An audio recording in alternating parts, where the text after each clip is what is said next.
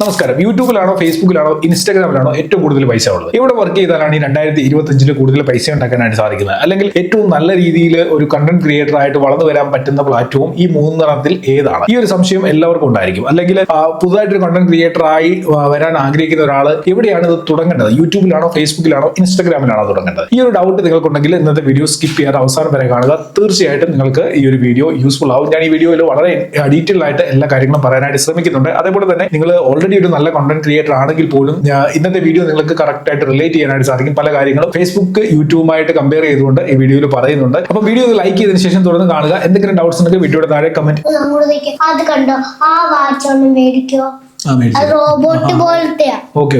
നമ്മുടെ ക്വസ്റ്റ്യൻ എന്താണെന്ന് ചോദിച്ചു കഴിഞ്ഞാൽ ഫേസ്ബുക്ക് ആണോ ഇൻസ്റ്റാഗ്രാം ആണോ യൂട്യൂബ് ആണോ ഏറ്റവും കണ്ടന്റ് ക്രിയേറ്റേഴ്സിന് വേണ്ടി ബെറ്റർ ആയിട്ടുള്ള പ്ലാറ്റ്ഫോം? ഇതാണ്. അപ്പൊ എന്റെ ഒരു എക്സ്പീരിയൻസ് ആണ് ഞാൻ ഈ വീഡിയോയിൽ ഷെയർ ചെയ്യുന്നത്. ഫേസ്ബുക്കിൽ എനിക്ക് അത്ര ആക്റ്റീവ് ആയിട്ടുള്ള പേജ് ഇപ്പോൾ ഇല്ല. പക്ഷേ മുമ്പ് ഞാൻ ഫേസ്ബുക്കിൽ നല്ല രീതിയിൽ കണ്ടന്റുകൾ ഇട്ടിരുന്നു. ഇട സമയത്ത് ഞാൻ ആ ഒരു പരിപാടി സ്റ്റോപ്പ് ചെയ്തു. അതിന്റെ കാരണം എന്താണെന്ന് ചോദിച്ചു കഴിഞ്ഞാൽ ഫേസ്ബുക്കിന്റെ സപ്പോർട്ടിങ് വളരെ മോശമാണ്. കാരണം എന്തെങ്കിലും ഒരു ഇഷ്യൂ ഉണ്ടെങ്കിൽ നമുക്ക് അവരെ കോൺടാക്ട് ചെയ്യാം. മെയിലിന്റെ ത്രൂ ആയിക്കോട്ടെ, അല്ലെങ്കിൽ ചാറ്റ് സപ്പോർട്ട് ആയിക്കോട്ടെ.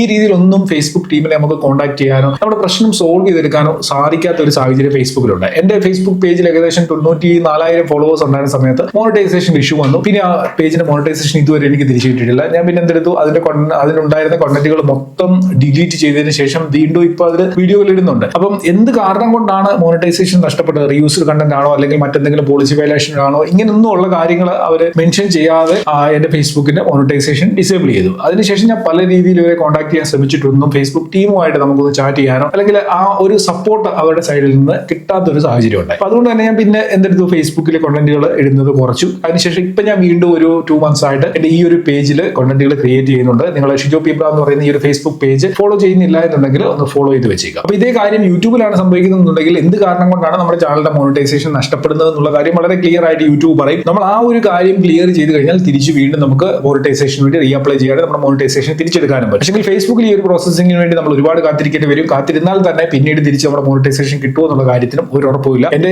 ഈ 94,000 ഫോളോവേഴ്സ് ഉള്ള ഫേസ്ബുക്ക് പേജ് നഷ്ടപ്പെട്ടിട്ട് എനിക്ക് തോന്നി ഇപ്പോഴും അതിലെ മോണിറ്റൈസേഷനുമായി ബന്ധപ്പെട്ട ഒരു അപ്ഡേറ്റുകളോ ഒരു റിപ്ലൈ ഒന്നും തന്നെ വന്നു കുറേ ആയി. അതങ്ങനെ നഷ്ടപ്പെട്ട രീതിയിൽ തന്നെ കിടക്കുകയാണ്. അപ്പം ഈ ഒരു കാര്യത്തിൽ സപ്പോർട്ടിന്റെ കാര്യത്തിൽ യൂട്യൂബ് ആണ് ഏറ്റവും ബെറ്റർ എന്നാണ് എനിക്ക് തോന്നിയിട്ടുള്ളത്. അത് ഫേസ്ബുക്കും ഇൻസ്റ്റാഗ്രാമും എല്ലാം കണക്കാണ്. എന്തെങ്കിലും ഒരു ഇഷ്യൂ ഉണ്ടായി കഴിഞ്ഞ് കഴിഞ്ഞാൽ നമ്മളവിടെ ചിലപ്പോൾ നമുക്ക് ഒരുപാട് മില്യൺസ് ഫോളോവേഴ്സ് ഉണ്ടെങ്കിൽ പോലും നമ്മളവിടെ പെട്ടുപോകുന്ന ഒരു സാഹചര്യം ഫേസ്ബുക്കിലുണ്ട്. പക്ഷേ ഒരു പക്ഷേ ഫ്യൂച്ചറിൽ കണ്ടന്റ് ക്രിയേറ്റേഴ്സിന് കുറച്ചുകൂടി സപ്പോർട്ട് കൊടുക്കുന്ന രീതിയിലുള്ള സിസ്റ്റം ഫേസ്ബുക്കിൽ വരുമെന്ന് നമുക്ക് പ്രതീക്ഷിക്കാം. രണ്ടാമതായിട്ട് എനിക്ക് തോന്നിയ മറ്റൊരു കാര്യം എന്ന് വെച്ച് കഴിഞ്ഞാൽ ഫേസ്ബുക്കിൽ ക്രൈറ്റീരിയ ഒന്നും തന്നെ മോണിറ്റൈസേഷന് വേണ്ടി ഇല്ല. ഇപ്പൊ ഫേസ്ബുക്കിൽ ഒരു ക്രൈറ്റീരിയ മോണിറ്റൈസേഷൻ ഇല്ല. തോന്നുന്ന രീതിയിലുള്ള കാര്യങ്ങൾ ഫേസ്ബുക്ക് സ്റ്റേബിൾ അല്ലാത്ത ഒരു പ്ലാറ്റ്ഫോം അങ്ങനെ പറയാം. ഇത് ഇന്നലെ തുടങ്ങിയ കാര്യമല്ല, വർഷങ്ങളായിട്ട് ഇതേപോലെ തന്നെയാണ്. മോണിറ്റൈസേഷനുമായിട്ട് ബന്ധപ്പെട്ട് വരുന്ന കാര്യങ്ങളൊക്കെ തന്നെ അൺസ്റ്റേബിൾ ആണ്. ഫേസ്ബുക്ക് ഇന്ന് രാവിലെ എണീക്കുമ്പോൾ അവർക്ക് തോന്നുകയാണ് മോണിറ്റൈസേഷൻ ക്രൈറ്റീരിയ മാറ്റിയേക്കാം. അവർ ഇന്ന് തന്നെ അപ്പം തന്നെ ക്രൈറ്റീരിയ മാറ്റി അവർ പുതിയ ക്രൈറ്റീരിയ കൊണ്ടുവരും. മനസ്സിലായി? ഇപ്പൊ എത്ര പ്രാവശ്യം ഫേസ്ബുക്ക് മോണിറ്റൈസേഷൻ ക്രൈറ്റീരിയ മാറി എന്തൊക്കെ മാറ്റങ്ങൾ കൊണ്ടുവന്നു. അതായത് ഒരു കണ്ടന്റ് ക്രിയേറ്റേഴ്സിനെ എത്രയും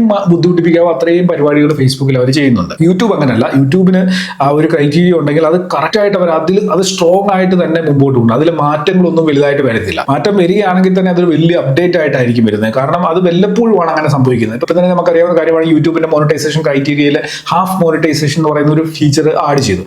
അതൊരു വലിയ അപ്ഡേറ്റ് ആയിട്ട് വലിയ കാര്യമായിട്ടാണ് കണ്ടന്റ് ക്രിയേറ്റേഴ്സ് കാണുന്നത്. മനസ്സിലായോ? പക്ഷേ ഫേസ്ബുക്കിൽ അങ്ങനെയൊന്നും അല്ല. രാവിലെ വൈകിട്ടും എപ്പോൾ വേണമെങ്കിലും നമുക്ക് ഈ ഫേസ്ബുക്ക് ക്രൈറ്റീരിയകളിൽ മാറ്റം വരാം. അതേപോലെ തന്നെ ഫേസ്ബുക്കിന്റെ പോളിസീസ് തന്നെ നമുക്ക് പെട്ടെന്ന് മനസ്സിലാക്കി എടുക്കാൻ പറ്റാത്ത രീതിയിലുള്ള കുറെ അധികം പോളിസീസും കാര്യങ്ങളും ഒക്കെയാണ് മോണിറ്റൈസേഷനുമായിട്ട് ബന്ധപ്പെട്ട് പോലും ഈ ഫേസ്ബുക്കിനുള്ളത്. അപ്പൊ അതുകൊണ്ട് തന്നെ ഈ ഒരു കാര്യത്തിലും ക്രൈറ്റീരിയയുടെ കാര്യത്തിലും അത് ഫോളോ ചെയ്യുന്ന കാര്യത്തിലും ഒക്കെ തന്നെ യൂട്യൂബ് ആണ് ബെറ്റർ ആയിട്ട് എനിക്ക് തോന്നിയത്. നിങ്ങൾക്ക് ഒരു പക്ഷേ എതിരഭിപ്രായം ഉണ്ടായിരിക്കാം. എന്തായാലും നിങ്ങളുടെ അഭിപ്രായങ്ങൾ വീഡിയോയുടെ താഴെ കമന്റ് ചെയ്യുക. മൂന്നാമതായിട്ട് എനിക്ക് തോന്നിയ കാര്യം ഫേസ്ബുക്കും യൂട്യൂബും കമ്പയർ ചെയ്യുന്നുണ്ടെങ്കിൽ ഫേസ്ബുക്കിൽ വലിയ SEOയുടെ പരിപാടിയൊന്നുമില്ല. സെർച്ച് എഞ്ചിൻ ഒപ്റ്റിമൈസേഷൻ ഒന്നുമില്ല. അവിടെ എൻഗേജ്മെന്റ് എങ്ങനെ കിട്ടുന്നു അതിനനുസരിച്ച്, അതായത് ആളുകളെ എത്രയും എന്റർടൈൻ ചെയ്യാൻ പറ്റുമോ അതിനനുസരിച്ചുള്ള കണ്ടന്റുകളാണ് നമ്മൾ അപ്ലോഡ് ചെയ്യുന്നുണ്ടെങ്കിൽ അത് കൂടുതൽ റീച്ചിലേക്ക് പോകും, കൂടുതൽ ഷെയർ കിട്ടും. അങ്ങനെ ഫേസ്ബുക്കിൽ നമുക്ക് കണ്ടന്റുകൾ വൈറലാക്കി എടുക്കാനായിട്ട് പറ്റും. പക്ഷേ യൂട്യൂബിൽ അങ്ങനെ ഒരു പരിപാടിയില്ല. യൂട്യൂബിൽ എൻഗേജ്മെന്റും കാര്യങ്ങളും ഒക്കെ ഇമ്പോർട്ടന്റ് ആണെങ്കിൽ പോലും അവിടെ SEO എന്ന് പറയുന്നത് സെർച്ച് എഞ്ചിൻ ഒപ്റ്റിമൈസ് ചെയ്തുകൊണ്ട് കണ്ടന്റുകൾ നമുക്ക് അപ്ലോഡ് ചെയ്യാൻ പറ്റും. അതിന്റെ ഒരു പ്രയോജനം എന്താണെന്ന് ചോദിച്ചു കഴിഞ്ഞാൽ ഇന്ന് നമ്മളൊരു വീഡിയോ ഇട്ട് കഴിഞ്ഞാൽ ചിലപ്പം 10 വർഷത്തിന് ശേഷവും ആ സെയിം വീഡിയോയിൽ നിന്ന് നമുക്ക് ആ 10 വർഷത്തിന് ശേഷവും ആ വീഡിയോ വാല്യൂ ഉള്ളതാണെന്നുണ്ടെങ്കിൽ അന്നും അതിന് എന്തെങ്കിലും പ്രശസ്തി ഉള്ള വീഡിയോ വീഡിയോ ആണെന്നുണ്ടെങ്കിൽ നമുക്ക് 10 വർഷത്തിന് ശേഷവും ആളുകൾ സെർച്ച് ചെയ്ത് നമ്മുടെ വീഡിയോയിലേക്ക് വരും. പക്ഷേ ഫേസ്ബുക്കിൽ അങ്ങനെ ഒരു കാര്യം ഉണ്ടാകും. മനസ്സിലായോ? ഫേസ്ബുക്കിൽ സെർച്ച് ചെയ്തിട്ട് നമ്മുടെ ഒരു വീഡിയോയും ആരും കാണാൻ പോകുന്നില്ല. ഫേസ്ബുക്കിൽ മൊത്തം ഷെയർ അല്ലെങ്കിൽ റെക്കമെൻഡേഷൻ, സജഷൻ ഇങ്ങനെയൊക്കെയുള്ള കാര്യങ്ങളിലൂടെ ആയിരിക്കും ഈ വീഡിയോകൾ വൈറലാകുന്നത്. അതിനൊരു ലിമിറ്റഡ് പീരീഡിൽ മാത്രമേ ഈ ഫേസ്ബുക്ക് വീഡിയോകൾ വൈറലാകത്തുള്ളൂ. അപ്പൊ ഈ ഒരു കാര്യത്തിന് യൂട്യൂബ് തന്നെയാണ് ബെറ്റർ. കാരണം നമുക്ക് പ്രോപ്പർ SEO ഒപ്റ്റിമൈസ്ഡ് ആയിട്ടുള്ള കണ്ടന്റ് അപ്ലോഡ് ചെയ്യാൻ അറിയാവുന്നുണ്ടെങ്കിൽ അങ്ങനെ സാധിച്ചു കഴിഞ്ഞാൽ നമുക്ക് അതിൽ നിന്ന് ഒരുപാട് പൈസ അല്ലെങ്കിൽ ഒരുപാട് റീച്ച് നമ്മുടെ വീഡിയോയിലേക്ക് ലോങ് ടൈമിലേക്ക് കൊണ്ടുവരാൻ പറ്റും. എവർഗ്രീൻ കണ്ടന്റ് ആയിട്ട് തന്നെ നമുക്ക് ആ വീഡിയോകൾ ക്രിയേറ്റ് ചെയ്ത് യൂട്യൂബിൽ അപ്ലോഡ് ചെയ്യാനായിട്ട് സാധിക്കും. അടുത്തത് റവന്യൂവിന്റെ കാര്യത്തിലേക്ക് വരികയാണെങ്കിലും ഇവിടെയും യൂട്യൂബും ഫേസ്ബുക്കും തമ്മിൽ നല്ല ഡിഫറൻസ് ഉണ്ട്. അതായത് നിങ്ങൾ ഒരു പക്ഷേ ശ്രദ്ധിച്ചിട്ടുണ്ടായിരിക്കും, ഫേസ്ബുക്കിൽ ഒരുപാട് വ്യൂ നമുക്ക് കിട്ടുന്നുണ്ടായിരിക്കും. പക്ഷെങ്കിൽ അവിടെ അഡ്വർടൈസ്മെന്റിന്റെ ഏണിങ്സ് ആഡ് റവന്യൂ വളരെ കുറവായിരിക്കും. ഇതേ കാര്യം ചിലപ്പോൾ നമുക്ക് യൂട്യൂബിലാണ് കിട്ടുന്നതെന്നുണ്ടെങ്കിൽ ആഡ് റവന്യൂ കൂടുതലായിരിക്കും. ഇപ്പം യൂട്യൂബിന്റെ കാര്യത്തിലും ആഡ് റവന്യൂ കുറച്ച് കുറഞ്ഞിട്ടുണ്ട് എങ്കിൽ പോലും ഫേസ്ബുക്കിനേക്കാളും കൂടുതൽ ആഡ് റവന്യൂ ഒരു പക്ഷേ നമുക്ക് യൂട്യൂബിൽ തന്നെ ആയിരിക്കും കിട്ടുന്നത്. യൂട്യൂബിൽ നമുക്ക് ആഡ് റവന്യൂ വർദ്ധിപ്പിക്കാനായിട്ട് സ്പോൺസർഷിപ്പുകളുണ്ട്, അല്ലെങ്കിൽ നമ്മുടെ തന്നെ ബിസിനസ് യൂട്യൂബിലൂടെ പ്രൊമോട്ട് ചെയ്തുകൊണ്ട് നമുക്ക് ഏൺ ചെയ്യാനായിട്ട് സാധിക്കും. അതേപോലെ തന്നെ അഫിലിയേറ്റ് മാർക്കറ്റിംഗ് പരിപാടി ഇപ്പോൾ യൂട്യൂബ് കൊണ്ടുവന്നിട്ടുണ്ട്. അപ്പൊ ഇതൊക്കെ വളരെ സ്റ്റേബിൾ ആണ്. അവരൊരു സിസ്റ്റം ഉണ്ടാക്കി ആ സിസ്റ്റം നമ്മൾ ഫോളോ ചെയ്ത് കഴിഞ്ഞ് കഴിഞ്ഞാൽ നമ്മൾ കറക്റ്റ് ആയിട്ടുള്ള രീതിയിലാണ് പോകുന്നുണ്ടെങ്കിൽ നമുക്ക് യൂട്യൂബിൽ നിന്ന് നല്ല രീതിയിലുള്ള റവന്യൂ ഇതിലൂടെ ഉണ്ടാക്കാനായിട്ട് പറ്റും. പക്ഷേ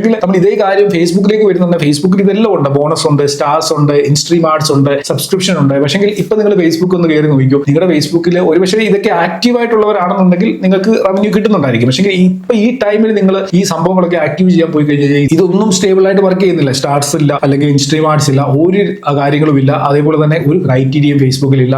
മോണിറ്റൈസേഷൻ നമുക്ക് ചെയ്യാൻ പറ്റുമോ എന്ന് പോലും അറിയത്തില്ല. നമ്മൾ കണ്ടന്റുകൾ ഇങ്ങനെ ക്രിയേറ്റ് ചെയ്തുകൊണ്ടിരിക്കുകയാണ്.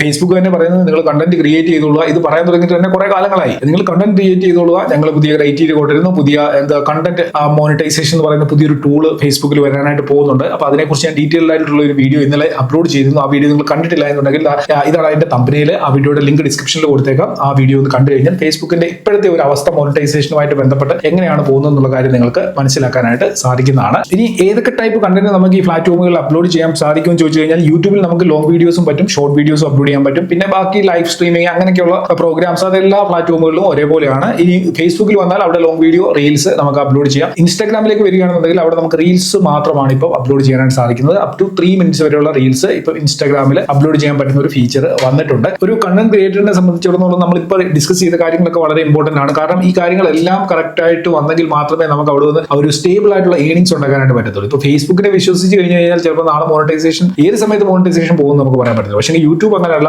ലോങ് ടൈം ആയിട്ട് യൂട്യൂബ് മോണിറ്റൈസേഷൻ ഇങ്ങനെയുള്ള കാര്യങ്ങളൊക്കെ തന്നെ പ്രോപ്പർ ആയിട്ട് സ്റ്റേബിൾ ആയിട്ട് ജെനുവിൻ ആയിട്ട് കണ്ടന്റ് ക്രിയേറ്റേഴ്സിന് വേണ്ടി ചെയ്തു വരുന്ന പ്ലാറ്റ്ഫോമാണ്. അതുകൊണ്ട് തന്നെ ഫേസ്ബുക്ക് ഇൻസ്റ്റാഗ്രാമിനേക്കാളൊക്കെ കൂടുതലായിട്ട് കുറച്ചുകൂടി എനിക്ക് ട്രസ്റ്റ് തോന്നിയിട്ടുള്ളത് യൂട്യൂബിലാണ്.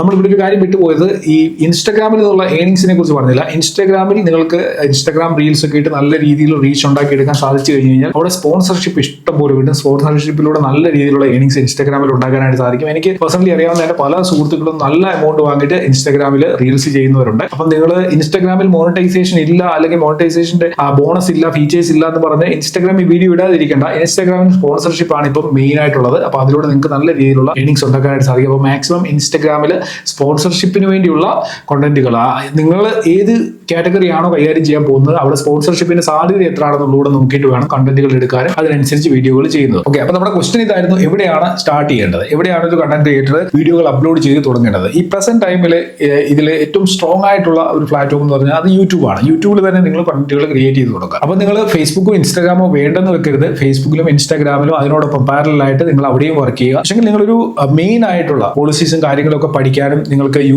ഒരു കണ്ടന്റ് ക്രിയേറ്റർ ആകാനുള്ള എല്ലാ കാര്യങ്ങളും പ്രോപ്പർ വേയിൽ നിങ്ങളെ കൊണ്ടുപോകുന്നത് യൂട്യൂബ് ആയിരിക്കും. അതിനുള്ള എല്ലാ പോളിസീസും എല്ലാ ക്രൈറ്റീരിയ ഉള്ള പ്ലാറ്റ്ഫോം അത് യൂട്യൂബ് ആയിരിക്കും. നിങ്ങൾ യൂട്യൂബിൽ അപ്ലോഡ് ചെയ്യുന്ന വീഡിയോകൾ, അത് ലോങ് വീഡിയോയും ഷോർട്ട് വീഡിയോയും ഒക്കെ തന്നെ നിങ്ങൾക്ക് റീപോസ്റ്റ് ചെയ്യാനായിട്ട് സാധിക്കും ഇൻസ്റ്റാഗ്രാമിലോ അല്ലെങ്കിൽ ഫേസ്ബുക്കിലോ. ഇനി നിങ്ങൾ ഷോർട്ട് വീഡിയോ യൂട്യൂബിന് വേണ്ടി ക്രിയേറ്റ് ചെയ്യുന്നില്ല എന്നുണ്ടെങ്കിൽ നിങ്ങളുടെ ലോങ് വീഡിയോയിൽ നിന്ന് കട്ട് ചെയ്തിട്ട് അതെടുത്തിട്ട് നിങ്ങൾക്ക് റീൽസ് ആയിട്ട് ഫേസ്ബുക്കിൽ അപ്ലോഡ് ചെയ്യാം. മനസ്സിലായോ? അപ്പോൾ രണ്ടിടത്തല്ല 3 ഇടത്ത് നിങ്ങൾക്ക് പാരലായിട്ട് വർക്ക് ചെയ്യുന്നതിലൂടെ ഇവിടെ ഏതെങ്കിലും ഒരു പ്ലാറ്റ്ഫോമിൽ നിങ്ങൾക്ക് നല്ല രീതിയിലുള്ള ഒരു റീച്ചിലേക്ക് എത്താനും അവിടെ എത്രയാണോ റവന്യൂ കിട്ടുന്നത്, ഏത് രീതിയിലാണോ കിട്ടുന്നത് അതിനനുസരിച്ചുള്ള റവന്യൂ നിങ്ങൾക്ക് ഉണ്ടാക്കാനേ സാധിക്കും. അപ്പൊ അതുകൊണ്ട് 3 പ്ലാറ്റ്ഫോമിലും ഒരേപോലെ വർക്ക് ചെയ്യാനേ ഞാൻ പറയത്തുള്ളൂ. പക്ഷേ കൂടുതൽ നിങ്ങൾക്ക് സ്റ്റേബിൾ ആയിട്ടുള്ള ഒരു പ്ലാറ്റ്ഫോം എപ്പോഴും അത് യൂട്യൂബ് ആയിരിക്കും. പ്രസന്റ് ടൈമിലെ കാര്യമാണ് പറയുന്നത്. നാളെ ഇനിയും എന്താവും എന്ന് നമുക്ക് ഒരിക്കലും പ്രെഡിക്റ്റ് ചെയ്യാനായിട്ട് സാധിക്കത്തില്ല. അപ്പൊ ഈ ഫേസ്ബുക്കിലും ഇൻസ്റ്റാഗ്രാമിലും യൂട്യൂബിലും ഒക്കെ ആയിട്ട് റീപോസ്റ്റ് ചെയ്യുന്നതിൽ എന്തെങ്കിലും പ്രശ്നമുണ്ടോ എന്നുള്ളൊരു ഡൗട്ട് നിങ്ങൾക്ക് ഉണ്ടായിരിക്കും. പലരും ആ ഒരു കാര്യം കമന്റ് സെക്ഷനിലൂടെ ചോദിക്കുന്നത് ഞാൻ കണ്ടിട്ടുണ്ട്. അപ്പൊ അതിനെക്കുറിച്ച് ഡീറ്റെയിൽ ആയിട്ടുള്ള ഒരു വീഡിയോ അടുത്ത ദിവസം അപ്ലോഡ് ചെയ്യാം. അപ്പോൾ ആ വീഡിയോ കണ്ടു കഴിഞ്ഞാൽ നിങ്ങൾക്ക് കൂടുതൽ കാര്യങ്ങൾ റീപോസ്റ്റിനെ കുറിച്ച് മനസ്സിലാവുന്നതാണ്. ഒപ്പം തന്നെ